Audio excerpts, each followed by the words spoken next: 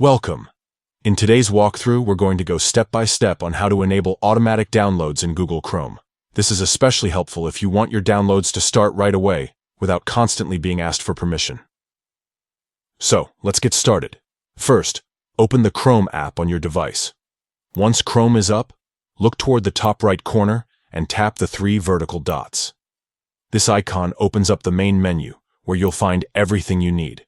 From here, scroll down and tap on Settings. Inside the Settings menu, you'll see a variety of options that let you customize your browser. What you want to look for next is Site Settings. Go ahead and tap on that. Site Settings is where Chrome stores all the controls for how websites can interact with your browser, things like notifications, permissions, and yes, downloads. Now, within Site Settings, scroll until you see the option that says Automatic Downloads. This is the key area where you can manage whether Chrome allows files to download automatically. Tap on it to open the settings. Here, you'll notice a toggle switch. If this setting is currently turned off, it means you'll always need to confirm before multiple downloads from the same site can take place. To streamline your experience, simply tap the toggle to turn it on.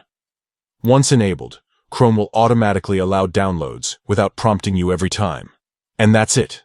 You've successfully enabled automatic downloads in Google Chrome.